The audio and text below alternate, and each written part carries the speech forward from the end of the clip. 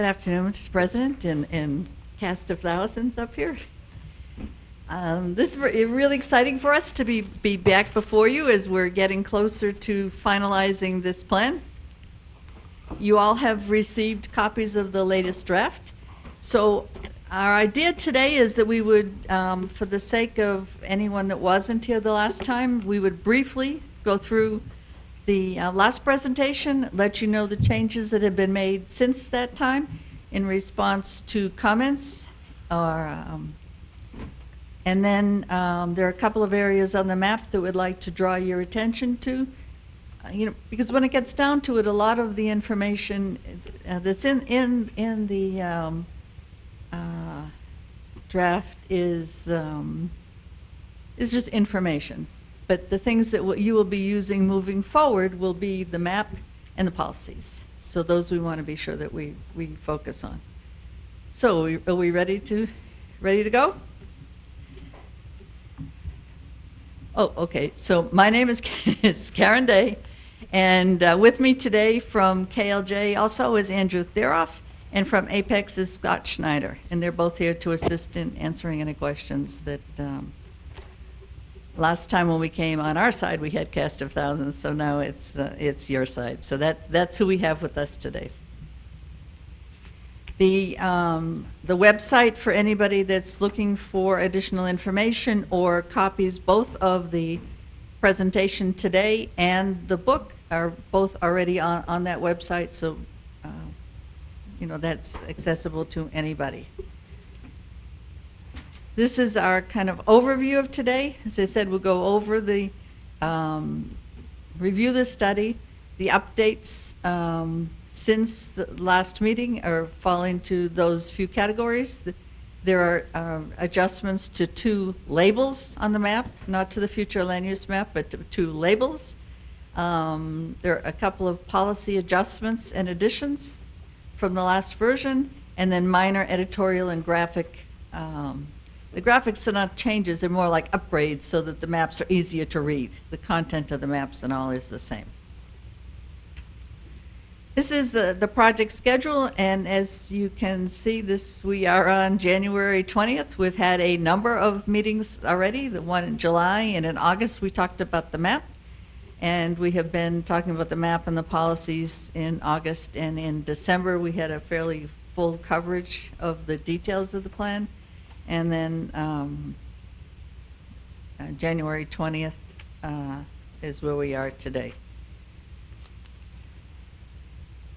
So this is for the benefit of those who have not been with us before, kind of an overview. We looked at, we did all of our background research, the growth projections, and understanding what's on the ground. Came up with 4 alternative concepts for development.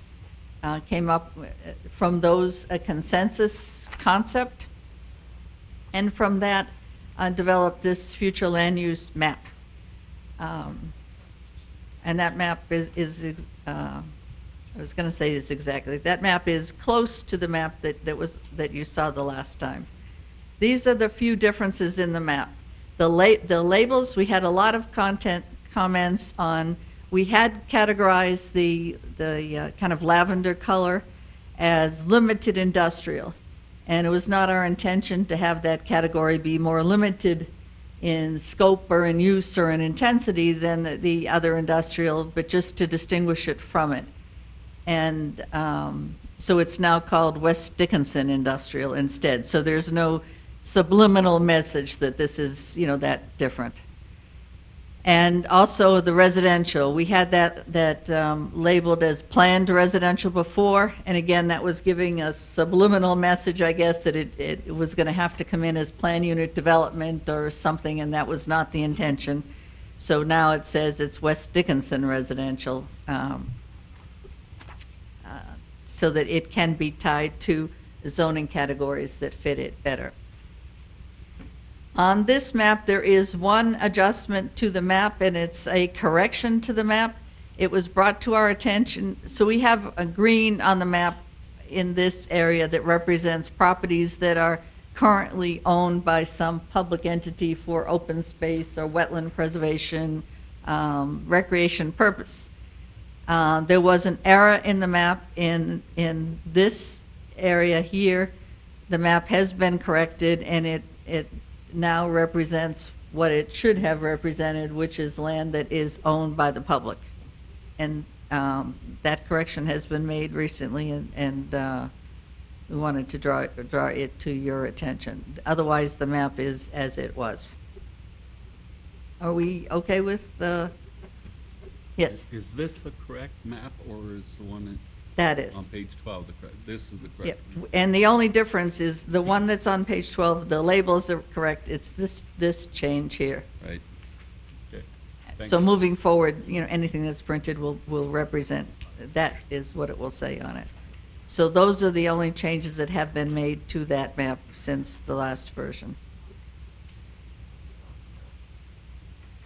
And then, we showed the acres, and based on the densities that are in the category descriptions and how many acres there are, with the 12 dwelling units an acre, Commissioner Pierce brought that to my attention. I just had the numbers on there, and, someone that's looking at these maps all the time knows what that is, so it's clearer. And it would accommodate roughly 28,800 people at build-out. And then we looked at different parts of the West Dickinson study area and kind of grouped them together as we saw that they would be likely to be developed, and attached numbers to them. So that's what those are. And we used those to be able to calculate the future infrastructure costs by those geographical areas. This is the amount of this amount of acres that are in those different categories. And that's how we calculated the needs for roads, water, and sewer. And also community services based on those acres and the densities that we had in there before. This is the proposed functional classification map. This map is the same as it was before. It's been lightened up so that it's easy to read the roads. Some of them kind of faded into the background before. And this graphic is tied to a big long table that's in the document that it indicates future roadway projects. Do the numbers on those roads have anything? It's only a code that goes to the table. That's it. No implication of time? No. No. What does relate to the timetable is this graphic, which is not in the book. It will be in the final version. So this, if we go back to the color coding that's on here and the staging that's on there, this next graphic, those roadway improvements are tied to the staging. So that the things that are in a stage, 1, 2, 3, 4, 5, they are color coded according to that. Someone suggested we do that it would make it clearer, and so we have done that.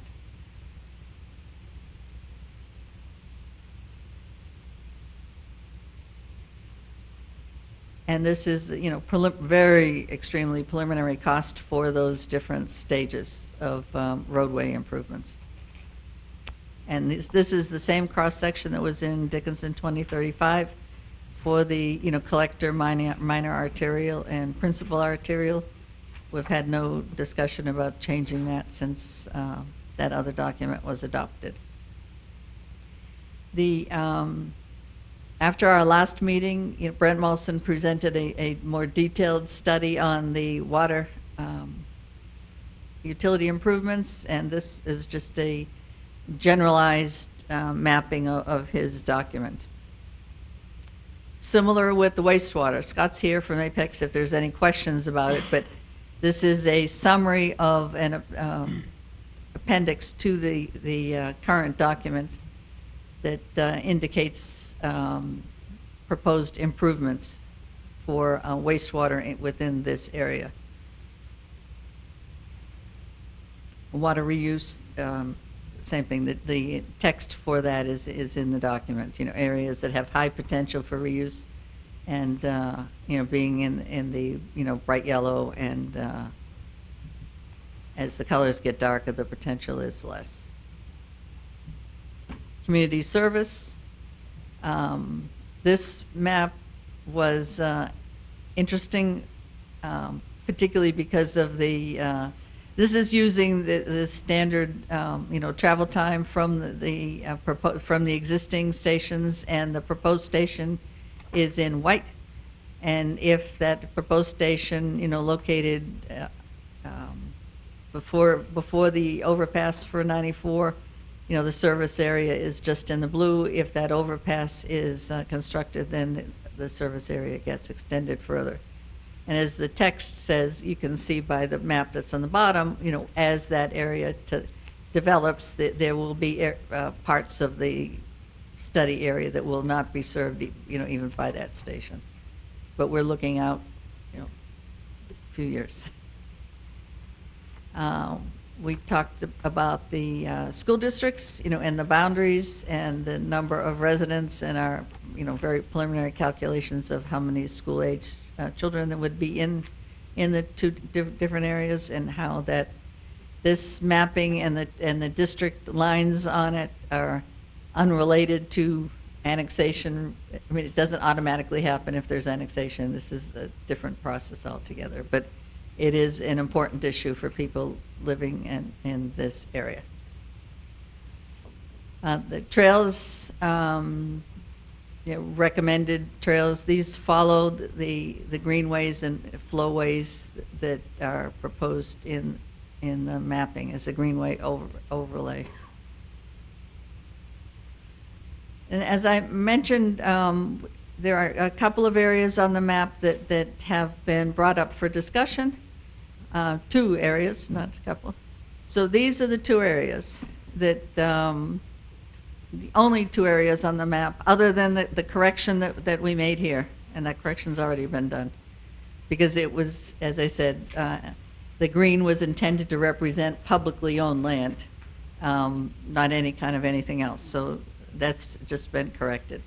So the 2 areas that are on the map that have been discussed are the interchange area, and then this area that's south of 10, for 2 different reasons. The interchange area, the discussion has been for the text, the language, and exactly what would be allowed in that district. Of the text that's on the side in black is just kind of background text, but it really is, the question is what kinds of uses would be allowed in there. And there's been considerable discussion with the city staff about that. So the language currently says this, that it's intended primarily to serve traveling public, including truck traffic, service stations, truck and auto repair, hotels, motel, restaurants. And then it goes on, and at the end it says it should be a PUD. The land use categories are usually very general, and then they lead you tied to a zoning category, which is more specific, and so that's been a discussion. The text has not been changed because we don't think there's a reason to do that. That the if you want to include more examples of things, in that list, we're comfortable talking about that. We thought that list was broad enough to include pretty much anything that would want to be there. The other area that has been brought up for discussion is south of 10, as I mentioned. We talked about this area. It's this property here. We talked about it in the August meeting, and this is the graphic from the slide presentation in August. And we had 4 different alternatives we were looking at. One was industrial focus, and that's what this graphic, that part of the presentation, this graphic was in. So the industrial focus was, purple. We've moved on from that, but this was the slide that talked about this area specifically. Was the industrial-oriented areas potential were in this purple, and the interchange was a big asterisk, and what's in white, either the white little stars or the white circles, are residential areas. I have a better graphic of the area that's right around there. So this is the property. On the left side of the slide is what the graphic in the future land use map shows today. So what the graphic shows is that this property is currently zoned industrial, and we've extended the industrial over to where this flowway is, and use that as a line of demarcation between the two land use categories. And assigned a residential to residential land use, which would be located in this area. And the primary reason for doing that is because of the existing single-family residential to the north and to the east. And, you know, this being a logical line of demarcation between the two uses. You know, to extend industrial over to the backside of these homes and across the street from that, we didn't think made, the compatibility was just onerous. So those two areas are the two areas that have been presented to us for discussion. You know, we can talk about that as we move forward. Does anyone have any questions specifically about this, or we can, you know, cover them at the end, or about this interchange, the description of that, or about the mapping of the other one, or you want to wait until the end? Either way is okay with us. I think you're okay to keep going. No, and it Okay, seems so if then we'll they- cover everything. If they have questions, they'll just jump in. This is not a particularly shy group? No, I don't think so. Okay. So those were the only two areas that anybody, other than the labeling, which I think we've taken care of, have been brought to our attention on the document. The levels of service, and we talked about that, you know, we're looking for new development to meet some standards, and these were standards that are typically applied, and the water and the wastewater were those that were applied to reach the plans for future water and sewer in the area. Actually, water, wastewater, and fire flow, all three of them were the standards that we used to generate the needs for this area. And the parks is a typical standard of parks. The police standard, we talked about that also the last time. The ratio of 2 full-time officers per 1,000 is a standard that's used nationally, but it's also critiqued nationally. And it's critiqued nationally because, I mean, it's an easy number, 2 per 1,000. So that's why it's used a lot. It's critiqued because it's really different. 1,000 people in downtown Manhattan is really different than 1,000 people in, you know, rural county North Dakota. So the West Dickinson option is proposed as an alternative is 1 officer per 700. That's something that, you know, if, you know, moving forward, you're going to need to make a choice. And I know Mr. Kessel has a lot of opinions about that particular topic. And the fire response time, those are the numbers basically that are used for engine companies and ladder service, and they're also the numbers that we use to generate that mapping of the areas that would be serviced from the existing and the future substation. The roadways, the text, it was recommended that we add some language describing the levels of service. And roadway levels of service range from A, that's absolutely free-flowing, like nobody on the roads, to F, which is parking lot. A typical, I guess, level of service is C. To adopt in a plan, the map that's on the slide that's in the plan is the map from your last plan. And the areas that are colored green are either level of service A or B, which are better than C, you know, kind of like your report card from A to F. And the only areas that have fallen to C are the yellow areas. So a level of service C as your baseline does not seem to be an onerous level of service to try to achieve. And the EMS, 3 per 100,000. We talked a little bit the last time about the adequate facilities program. So the first step in that is to establish levels of service so that you have something to measure against when a development comes forward. And you do that review now for annexation requests, to see if there is capacity, infrastructure capacity to service the new project. So this would just be another benchmark to look at it. Oftentimes, those levels of service are set, hard set for certain facilities, and then for things like maybe like recreation facilities or stormwater management, they're more recommending. So that's the way that this has been set up. There are lots of other policies that are in the plan. Most of them are more guiding, and a lot of them are policies that you're already doing.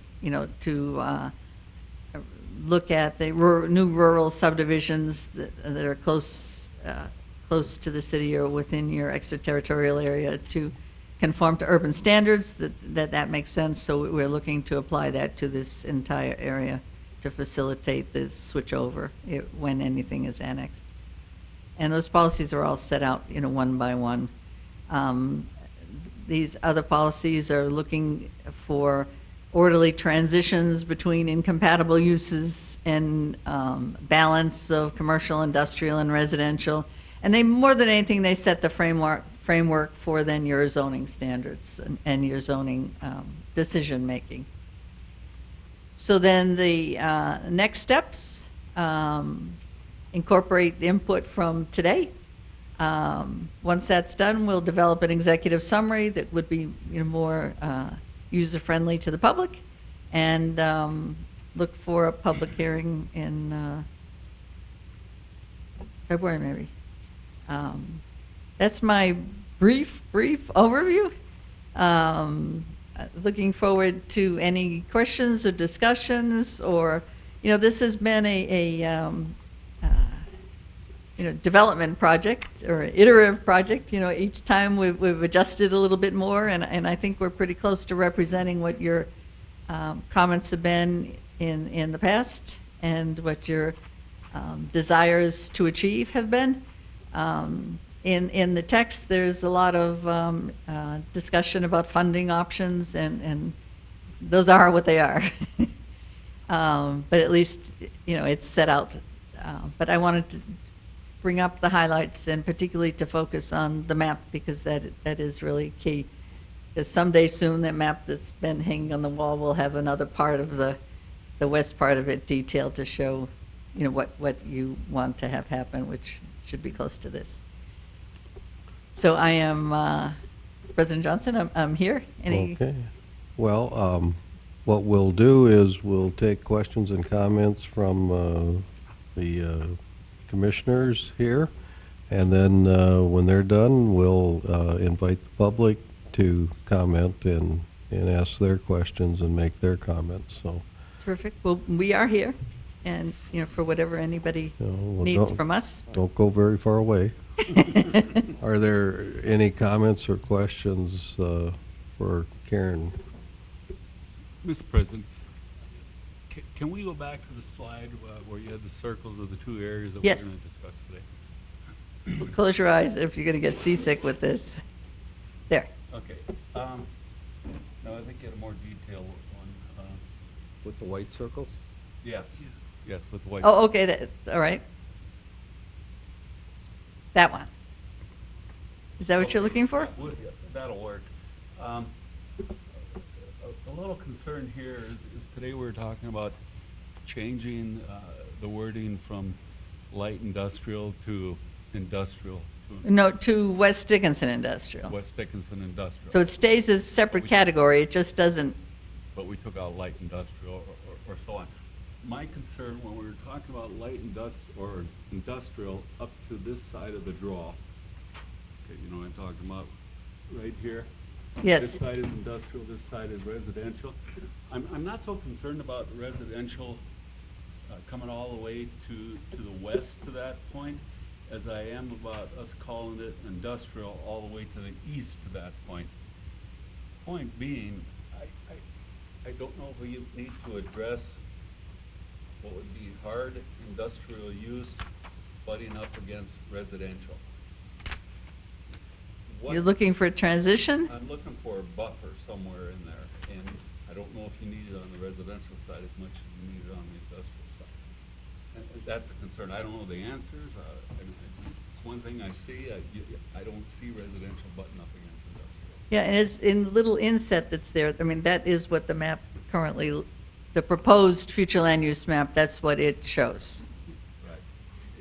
Is the line of demarcation being that stream, basically. Can you throw commercial in there along that to separate? Well, what may be able to address your concern is adding a policy that says in between that you would have uses that would be in between, basically. Or that you would include significant, usually if you have residential, and the residential that's there today is single-family residential. Right. And that would be addressed, the new residential would be addressed by R3, R2, R1 as you work your Yes. way to the east. That'll take care of itself, I think. But to help the industrial side where it's not hard industrial up against that, that's what I'm looking for. I mean, I understand we want to do industrial out there, but I don't want them to clash. What, on the industrial side, what we could do would be to put a standard that when industrial is within 300 feet or some feet of residential, that it should have limitations on the uses that might be there, on the height, so that you wouldn't put smokestacks right up against, or a large-scale storage yard even, or anything that's going to, usually compatibility, you'll look at whether it's going to make noise or smell or vibration, glare, and big differences in height is usually what you look at for compatibility. And those, you know, between single-family residential and industrial, it's about as far away from compatibility as you can possibly have. So rather than, if you look there to, I mean, commercial or multifamily is a logical, you know, from single-family, multifamily, Correct. office, light industrial, heavy industrial. I mean, that's the normal, you know, ideal scheme of what you would do.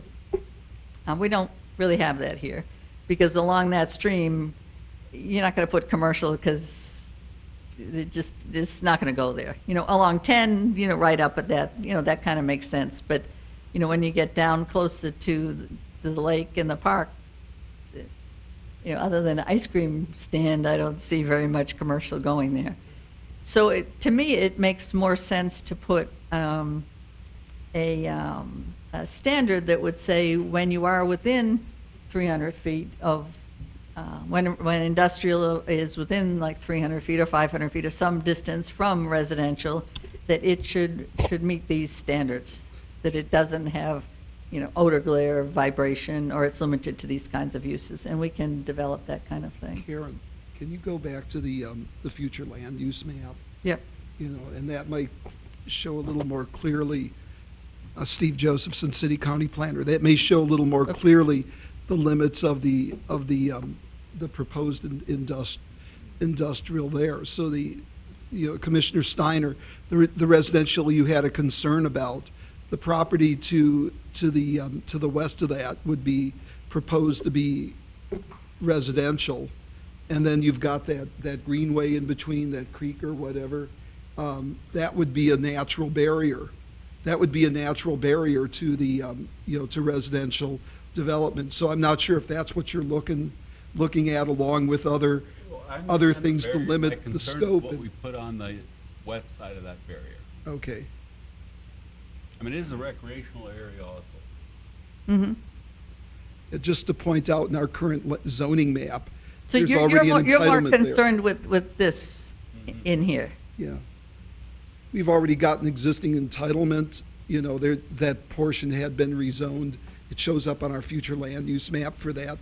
I don't know what you would call that kind of figure, but it shows up now as being general commercial, limited industrial, and general industrial. And apparently that happened, what, in 2011, 2012.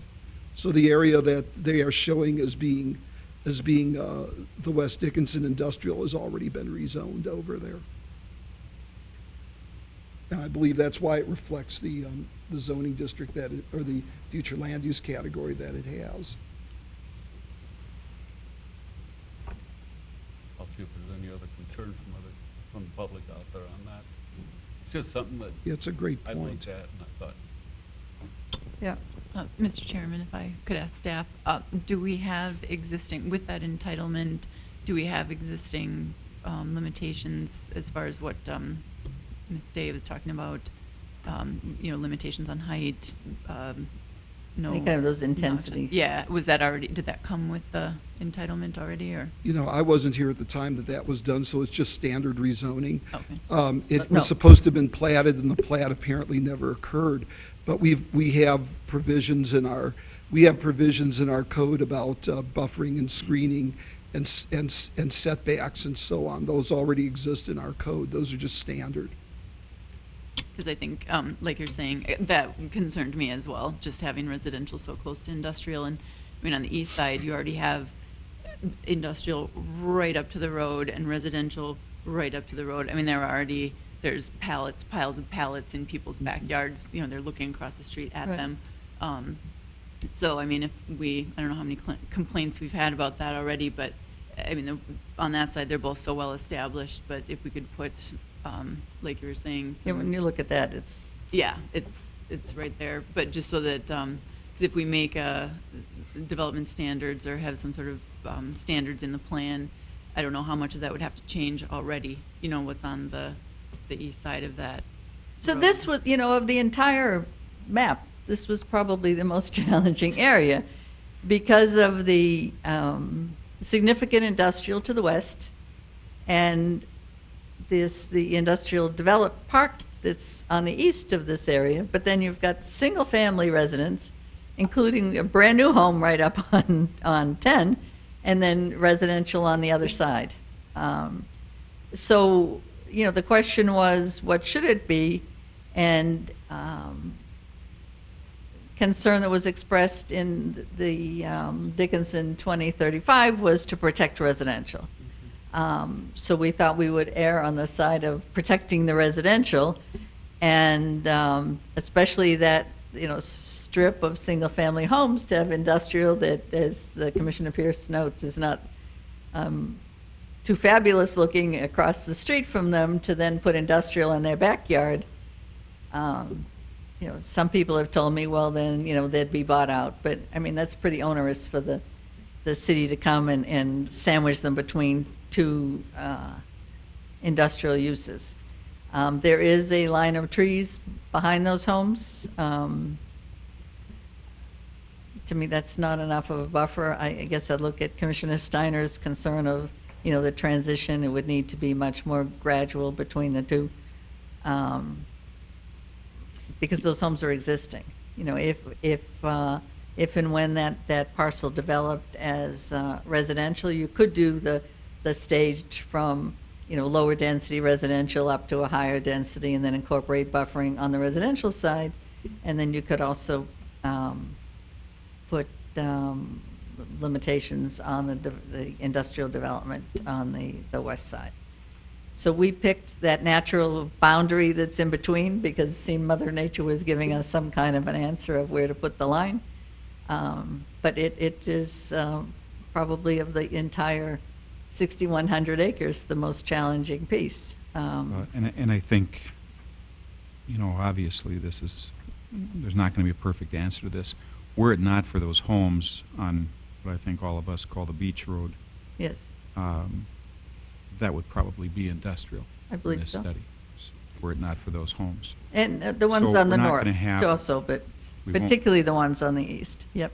We won't have a perfect answer there, but I think for the purpose of this study, as Mr. Steiner has suggested, if we showed on your maps, if we showed a 500-foot band and call it something like industrial PUD or some such thing, so that there's a indication there that it deserves special treatment if and when it's ever developed.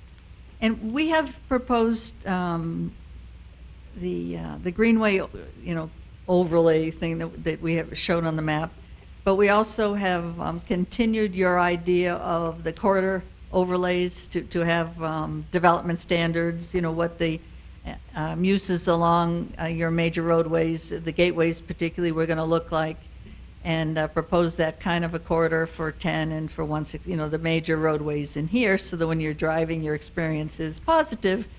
So that same kind of an idea we could put, in between on the, along that creek, on both sides, or at least on the industrial side, to indicate they should come into a PUD, and these are the kinds of limitations that you might want to be looking at. I mean, if somebody developed an industrial park on the west side, and it was in industrial, but the buildings looked really nice, and it was more of a campus setting, I don't think anybody would have a lot of trouble with that. But if somebody came with some less positive or less attractive industrial or something that was going to do all those negative things we talked about, well, then, it would be different. So some solution to that, where that line is. If I may, Karen, or you can make that as part of what we do whenever a plat comes through for that You can do that. property, to show sensitivity on the west side. Well, first, you'd want to back away from that greenway anyway. And those kinds of buffers are usually, the use buffers where they're different are usually 300 or sometimes even 500 feet. It doesn't say there's nothing in that space, but they are, very sensitive to what the neighbors are.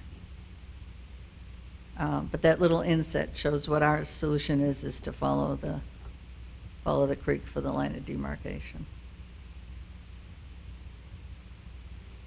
And as Commissioner Jackson said, we could require it to come in as a PUD, anything that was within that, had part of the property within that area.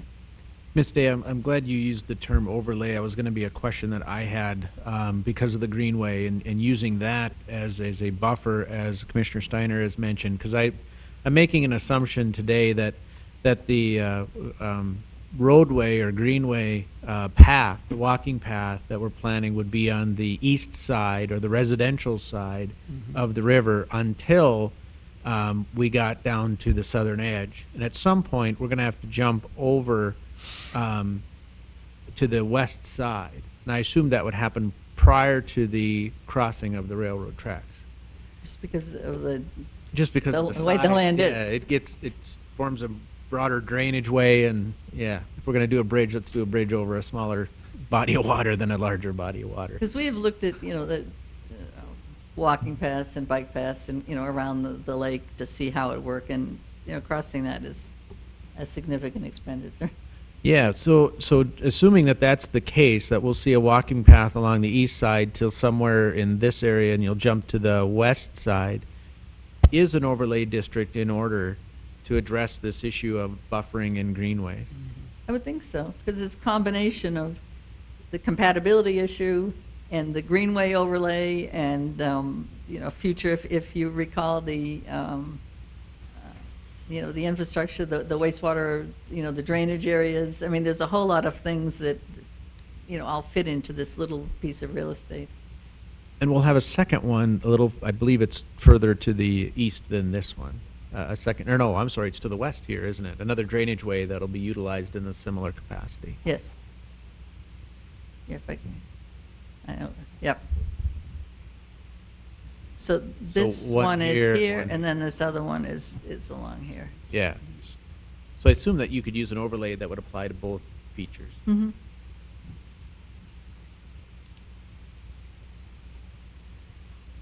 Yep, and the, land use compatibility it's not so much of an issue on the others, but this piece of that one, it could be incorporated into the language easy enough. That makes sense.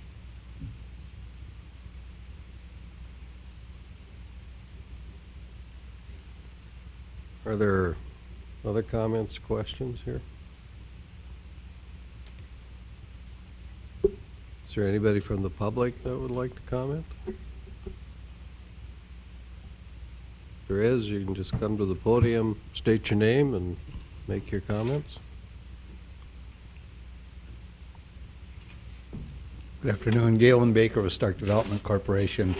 My concern is with the same piece of real estate that you've been looking at here, and I'm pretty happy to hear the discussion go the way it did. But you're right. There is a definite concern about the amount of industrial land there. The new district, West Dickinson Industrial, is, well, I don't know if there's a definition for that really, but certainly in the world of site selection by industry, the first look you get is these days over the internet. And those people looking for a good site along the railroad tracks, and that property is in high demand. As you know, the demand for rail-served industrial sites is pretty strong in our area. And in this case, it looks like the only access to that would be to the west of the publicly owned, nearly a rectangle there. And hopefully there's room there for a siding. I know that's a little bit tough terrain there as far as the up and down, but could be done. As we've seen a lot of dirt move in the last few years, we know it can be done. The buffer zone in between the two, well, I imagine, a plan is kind of like a budget. It's a guideline. And, the reality of what may happen there someday may be different, but the idea that you do have to buffer that residential is indeed a good one. I can't see those people having to suffer through being nose to nose with a really heavy industrial out there. Where exactly that ends up being and what kind of a buffer, I imagine that the good minds on the city and commission and the planning commission can figure that out when the time comes. I guess my main concern is that the industrial to the west of that public ground, I'd love to see that be just plain pure industrial, so that there's no confusion on the part of people who are doing a search and trying to figure out what kind of space we might have available for an industrial enterprise that's located along the rail. That's all. Thank you, Mr. Baker. Thank you.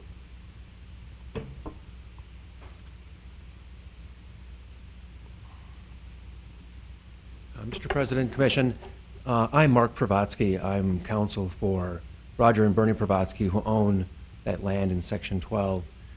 We've been present at all the meetings to date, both the one about a year and a half ago and then the last 4 or 5 you've had here.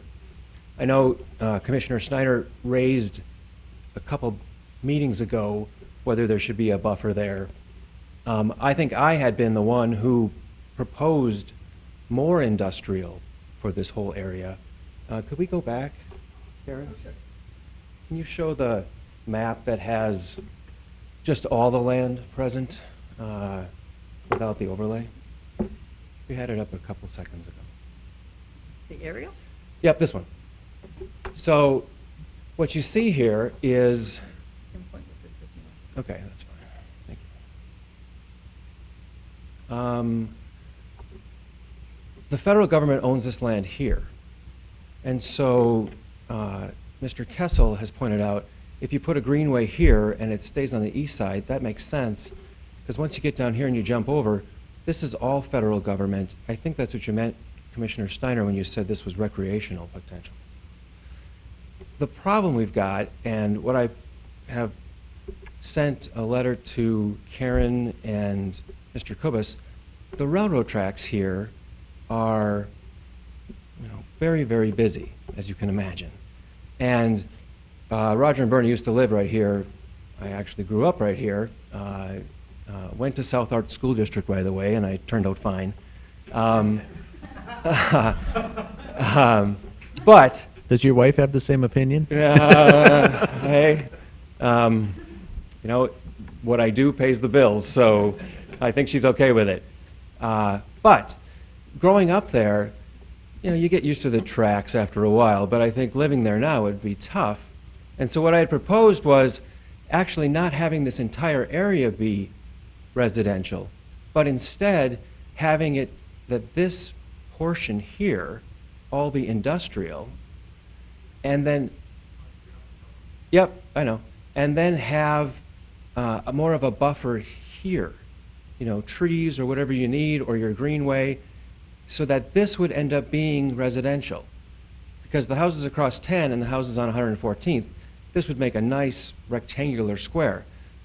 And believe it or not, we've actually been discussing just internally whether or not possibly to make a donation of some land to the South Hart School District so they could build a school district here. Because I think you've got a collector road that's going to come across here and go up. And so having this area residential with potentially a school, and so the record's clear, I didn't make any promises of making a donation, but it makes sense. And then because the tracks are here, as Mr.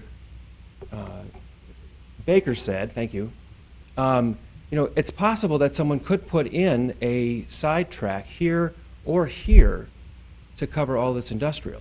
Because there's already industrial here in this corner. There's an electrician that has a shop there. He's had it forever. It used to be a honey factory. So I guess my point would be I agree with Mr. Baker. And I'm all for making sure there's enough buffer between industrial and residential. I don't want to create any problems. But this ravine is, you know, not represented in 3D on this map. I mean, we're talking, there's a gap here that is significant. And so to the extent that the east side of that ravine could be a greenway or even more trees or commercial, as you suggested, Commissioner Steiner, you know, something in there, that would be great. Because I think we've come to the conclusion, I'm not going to convince you to make it all industrial, even though I'd love it to all be industrial. And I still think some of this down here should be industrial, as well as all of this already has been zoned. It's correct, the plat didn't get submitted. We had a failed transaction, let's just call it.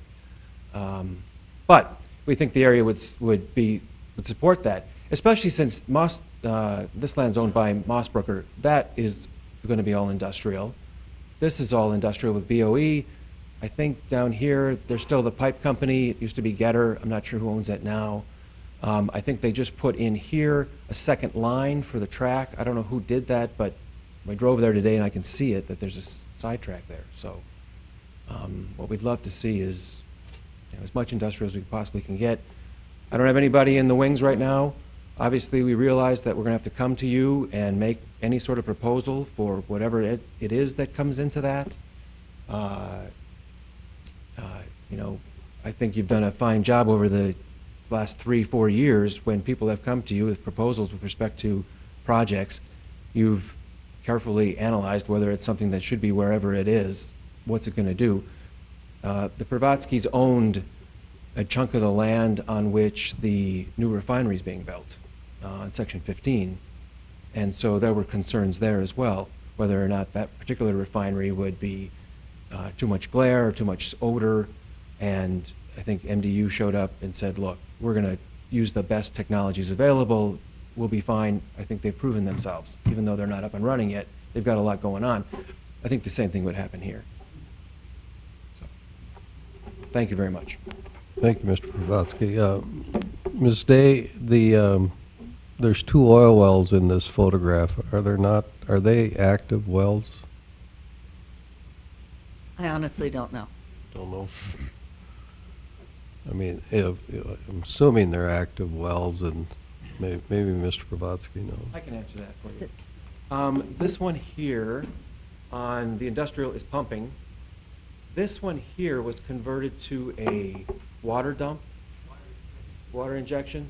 This is Roger Pravatsky. And so what they did was essentially, there's water running down the hole to force feed oil to wells that I think are actually south of the dam, but, All right, so on a water injection well, Mr. Kubis, or Mr. Josephson, we have building limitations, do we not, on how close you can get? 300 feet for any sort of habitable structure. So whether it's an injection well or, Doesn't matter. doesn't matter, so it's 300 feet. and this gap that's around here, what the oil company took when they took it years ago, it's huge.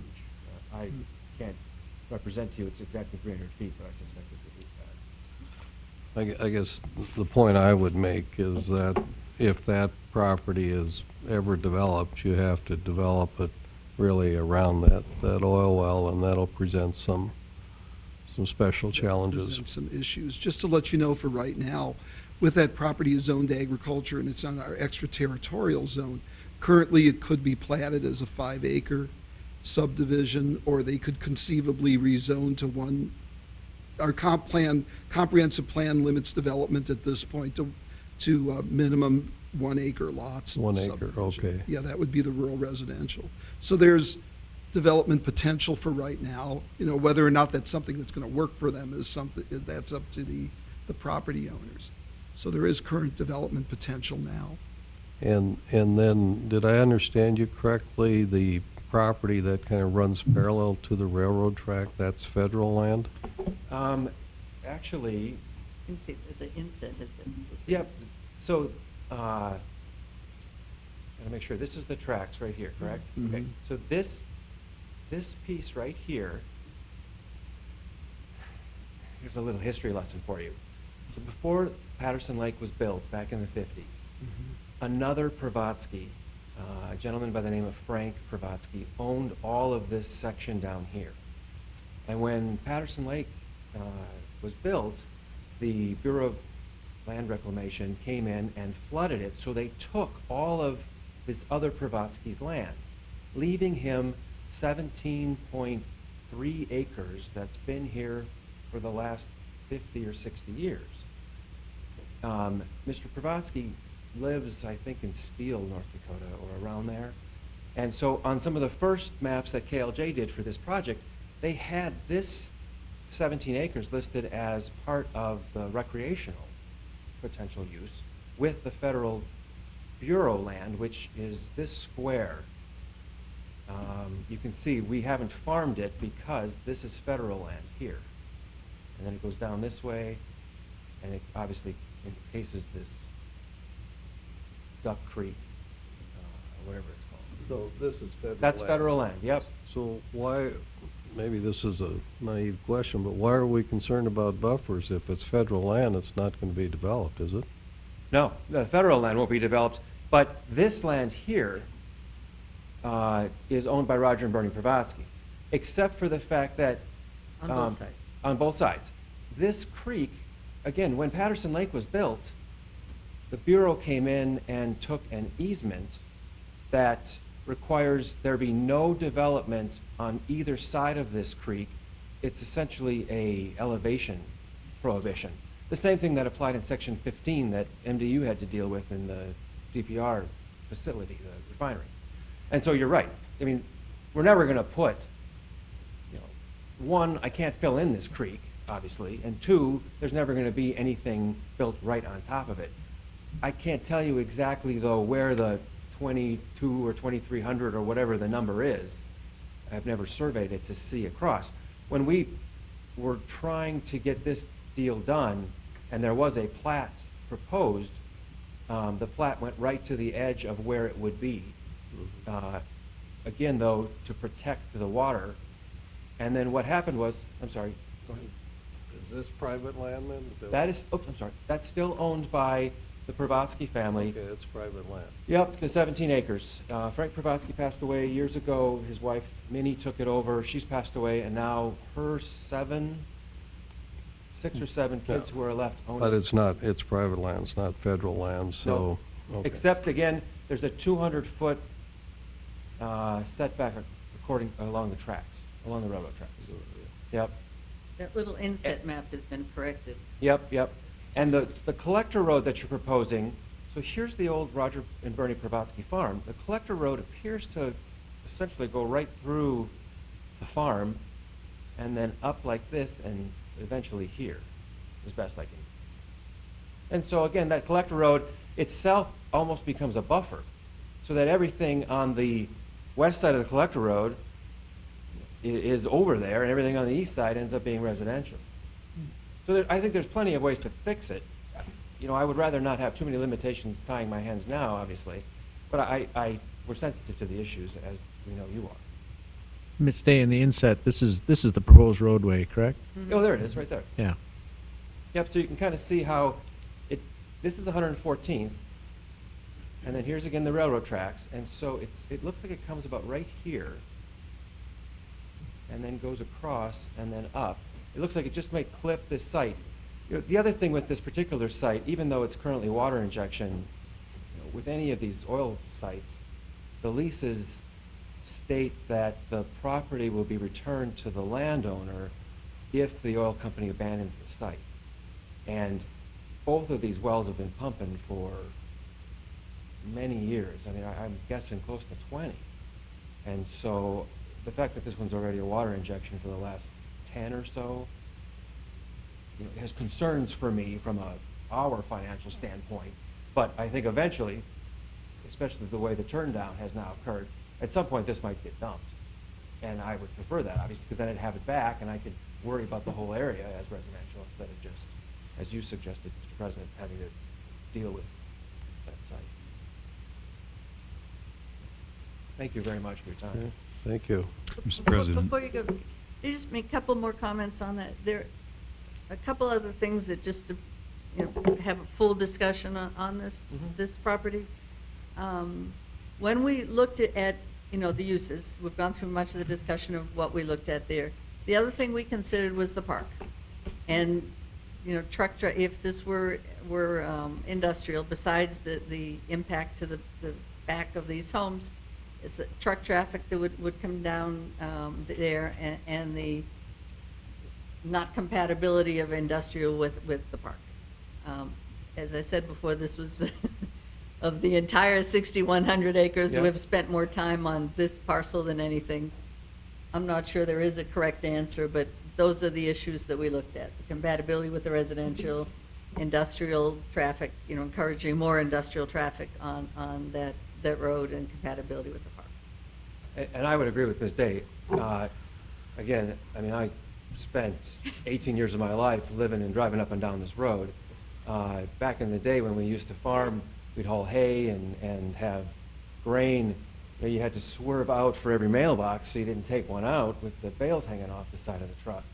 This road was always built for only residential use. When this industrial park was built, this used to be GTA. I apologize, I don't remember what it's called now, who owns it. But that was the first industrial piece that went in, right across the street from the farm. And they built a road off of 10 over here. And then the rest of the park filled in, and there's only been access to that park from here. I mean, what I would see here as well is we've got 10. This is the new pump station that got put in. And so there'd be some industrial road or some way for people to get, if they needed to, here or off of the new 115th. This has all been paved. And if necessary, even for there to be a road here. I don't know how you get across this creek, though. So I think to the extent that Mr. Pravatsky, the other Mr. Pravatsky, would ever want to put industrial here, which I think is still probably the best use because of the tracks. Having houses that close to the tracks is tough. Or maybe commercial here, I don't know how. This area here on the south side of the tracks, that's where the campers and trailers park for down at the beach. We used to call it down at the beach when we were kids, down at the beach. There's no way to get across these tracks. I mean, other than this here, there's no way anybody should be walking across these tracks. So for this to be industrial, I mean, I agree with Ms. Day, there'd have to be some access to this, but that's why I thought if this was industrial along here and then have a buffer here better so that this would be residential, that would make more sense. So I'm happy to submit via letter any of these comments too, if it would help, just to kind of point all these details out in history. I mean, if that would be something that would help the commission, I'd be happy to do that. If I could remind Okay. the commission, the Crooked Crane Trail, which we just received the Outdoor Heritage Grant, does initiate phase one right in this area, and then phase two follows the lake essentially down through this path. So that is going to be further the recreational or enhance the recreational opportunities that surround the beach area, as Mr. Brodsky has mentioned, but also migrate them further to the west as well, on the south side of the tracks. Thank you, Mr. Kessel. And Mr. Pravatsky, is there anyone else from the public that would like to comment? Anyone else? Okay, oh yes, please. Hi, my name is Terry Bernhardt.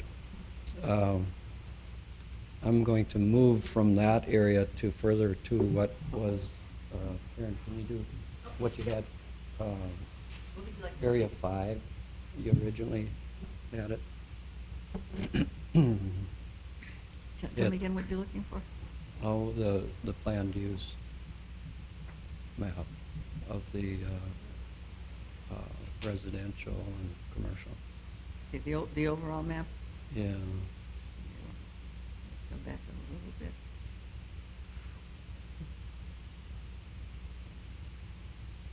Well, that's good, you know, Okay. in that area. And that tan colored is the, what do you call that? The West This is- Dickinson residential? Yes. So the restrictions, we own a good portion of that. And the restriction to that, can that be used as urban development, residential? Yes. It can? It's up to 4 units an acre. Okay. The second question I had on it is... The brighter yellow is more dense than that. Okay. The other question I had is, wouldn't have it worked good to have a frontage road in there along the interstate instead of trying to shove everything down to 10? Along here? Yeah. Wouldn't that have worked out better? To get that traffic out into a different area? Our problem with that is that the first access point, that because DOT wants to preserve access to the interstate, and that there's plenty of space to be able to stack cars. The first location that we could bring a road east-west from this point is here. Oh, There's an existing driveway, I think it's to a well, along here, but that's not Mhm. to be, extended to a, full road. okay. So this location is the first, south of 94, the first location that the DOT was look for us to put a significant road. So then the 114 overpass would be pretty important to get traffic away from 10. It's important for a lot of things, including the, fire service or just connecting the south to the north. That street you were just pointing at, that's an extension of Fairway Street? Yes. Okay. Yep. Yep. I'm not sure it'd be called Fairway, but so Fairway is here. Right, This but is- it ties And into it, Fairway. as you can see, this kind of wiggles along because the terrain through there is not flat. Mhm. And, we looked at putting a roadway here, but then when this was the first location and the densities were what they were, and that seemed, from our looking at development timing, that would be later than some of the other areas. So that's why it's been designated like that. Okay. I just needed to clarify that if at a later date we came in and we wanted to do some urban-type development, that would be okay. Yeah, you need to annex to the city, Right. and do all of that, but yes, Mhm. it's slated for 4 units for a maximum of that. Expected it would be, not tomorrow, but sometime in the future. Mhm. Okay, thank you. Okay, you're welcome. Is there anyone else from the public? Okay, well, if you change your mind, that's okay. Any further comments or questions by Earl? Go ahead. President, I had a comment on Mr. Pravatsi's comments. I think it was refreshing to see he's looked at this quite, closely. And for all the planning that can be done, I think he realized that we have to have people, private investors willing to come in with industries that want to go in those places.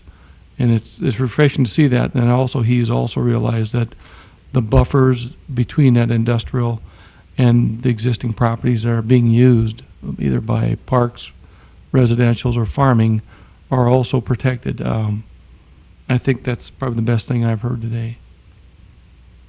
Thank you, Mr. Abramson. Anybody else? Mr. President, Mr. Jackson? the first thing that I would say is when we look at the streets as they're laid out here, but even some of the land use, I think we have to expect that those are going to move a little bit. This is not a final design on street locations or anything like that. And I would say it even with land use. I think there's room for us to massage this as we move forward. Specifically to the Pravatsky piece, just using that as an example, if I saw a developer come in with an industrial proposal for that piece of ground that had the support of those neighbors, some kind of a plan that the neighbors said, this is fine, bring the industrial right up to us on the west side, and that those residential homeowners had something presented to them that they were fine with, I'd be very open to making that industrial. I think it would be industrial in this plan, were it not for those homes along 114th. So I'm not closing my mind to that being industrial someday with the right plan. Okay. Thank you, Mr. Jackson. Anybody else wish to comment? So there will be another public meeting in February, is that what I understood? Okay. And has that been, Mr. Colling, has that been scheduled? Mr. President, I don't believe it has been scheduled yet, but you will need, as a governing board and as a planning and zoning commission, to adopt the West Area Plan by ordinance as an amendment to the existing comp plan. So there will be an ordinance that will come before you to adopt this plan once it is in its final form. Okay. So, but before that happens, there'll be one more meeting like similar to this? I'm just, when you put up the timeline chart, I thought I read on there that there was a meeting in February. We expected a meeting in February, a final meeting in February. Okay. Now, whether that's the adoption, that would be up to you. And as part of the adoption of the West Area Plan, you would have to hold a public hearing, just as a normal part of adopting an ordinance. And that, I think it would be our intent that would happen in February. And do you see that happening then at the regular city commission meeting? Yes. Okay. Yes. Mr. President, if I may, you do have the option today if you want, but it sounds like there's still some tweaking that you'd like, that you've directed staff to do with this plan. If it's And then the tweaked, ordinance needs to be. yeah, if it's tweaked, we could look at the possibility of bringing the plan forward at have a public hearing the first meeting in the first city commission meeting in February. We haven't got the timetable set, but it could be conceivable to go to the first meeting in the first city commission meeting in February for a first reading, and then I think was the 15th, if it's that Monday to look at a second reading at that time, if it's at the point where you're comfortable, where the changes have been made and you're comfortable with it. I'm just sketching out what the timetable would be, potentially. Well, just to make sure that the public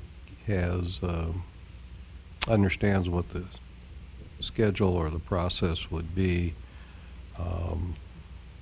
it might not hurt us to do this over 3 city commission meetings. You do your first reading, which we allow the public to comment on. Do the second meeting, which will be a public hearing, no action by the commission, and then the third meeting would be where you would do the second reading and then take your final action. And again, people are allowed to comment on those too, so I mean, I think there would be, again, plenty of opportunity to hear comments. Is that a reasonable approach? Then I mean, we, this is a significant action for you to take, so to take it yes. carefully, to me, makes a lot of sense. I mean, do planning and zoning, do you feel like you want to come back with the commission again one more time? Or the process or schedule I outlined, does that work? What's your preference? Anyone have ideas on that? Or either way? I mean, we meet tomorrow. And I would think, I mean, as far as it goes right now, I think it would be, if we can't get our ideas in by now or tomorrow, and if we don't need another joint meeting, that's fine. Because I think we have, you know, the means and ways to get our thoughts. I mean, things specific that's really out there. And I don't see where we would have to have another joint meeting. Now, we could do a recommendation, just as a recommendation. Planning and zoning, So- without having to have a joint meeting. So, Mr. Abrahamson, we can have, after we have our regularly scheduled items, they have a workshop for further discussion. Right. And we could just pass that on to the city commission and say, Okay, we've I'll make a note of that. we've done our work. And I'm sure there's gonna be a few thoughts. I mean, I think that'd be fine. And just so long as the public, the public understands what we're dealing with here, and if they're hearing the same thing we're hearing, like some of the language that's used in here, we're talking about a west district and overlays and the zoning, but right now, we're still dealing with light industrial, general commercial, R1, R2, R3, Right. Rural residential. None of those have been changed No. on the public side. But for overlays on 6,000 some acres, it's easier to say, okay, we're gonna call this west development area industrial. And inside there, it's still, those are those industrials that exist. And those particulars are going to be decided. No, and your point is really important. We're not changing anybody's zoning today. We're not changing anybody's land use, you know, what they can do on their property really today. And to Commissioner Jackson's, you know, point, this is pretty general stuff. And as, you know, we talked about when we presented the roadways, these are concepts of where the roads, these are light years from being actual alignments. And some of those roads may never be built, and some of them, you know, they could be off 100 feet from where they are. But it's, you know, between 10 and the interstate, there's a need for another roadway to go through there, a significant roadway to go through there, so that shows that. The need for an overpass, you know, north-south, there's a need for that for lots of different reasons, so that shows there. You know, north of the interstate, there's a need for another road to connect. So that's what this map shows. It's to let people know that in the future, this is what's likely to be there, and what the city, you know, aspires to have or thinks that's needed to be on the ground, so that when Mr. Developer comes in on any piece, he'll know that this is what the city expects, that they will partner with the city to get those improvements developed. And, you know, even in you know, putting in any facilities that, you know, XYZ road is likely to be an arterial in the future, so you should, you know, put that into your planning and set back more than you might if it's a local road to give, you know, even along 10. You know, if there were more more width there, then it would be a whole lot different, from what it is today. And to Mr. Jackson's point, we're still tweaking the comprehensive plan that, that commissioners, that the city adopted as we find necessary, because we're going to see things are changed, or what was in the plan and reality are somewhat different, so. Well, and I think that's as it should be. Absolutely. In my mind, this has been a really good exercise. It's going to really give us some good direction. I think you guys did a good job on it. There's enough meat here to really help us make decisions in the future, and I think it's been a great exercise. Okay. Other comments? President Johnson, just a comment on schedule. February is a little bit odd compared to our most months. We do not meet on the first or third Mondays of February. At least we're going to make a request this evening that you change your February 2nd date to a different one to facilitate attendance at Southwest Night at the Legislature. And then the 16th meeting, which would traditionally be our third Monday of the week, will actually be held on the 17th due to a holiday. So I know some people have traveled a great distance to be here, but it may be unlikely that we hold our meetings in February on our traditional first and third Mondays. Does that mean you wouldn't want to deal with those at those meetings? No. I think we Just can. making the point I just that- wanted to make the general public watching and in the audience that Okay. if they're making travel plans, to be careful about when they arrive. Okay, but we'll do this in 3 consecutive meetings would be the current intention right now. And I'm assuming we would start with the first meeting in February, whatever date that turns out to be. That's fine. I mean, I imagine it doesn't matter which 3 we do this in. If you wanted to start with the second meeting in February, we could do that too. I don't think we're holding anything up, are we? No, I don't think so either. Well, we would have a first reading at meeting number 1. Meeting number 2, we'll just hold a hearing with no action. Meeting number 3, depending upon what happens in meetings 1 and 2, the intention would be then to act on second reading and final passage of the ordinance. We can leave it really to I think, staff to make that decision on when you want to commence the process. But once commenced, we would go 3 meetings in a row.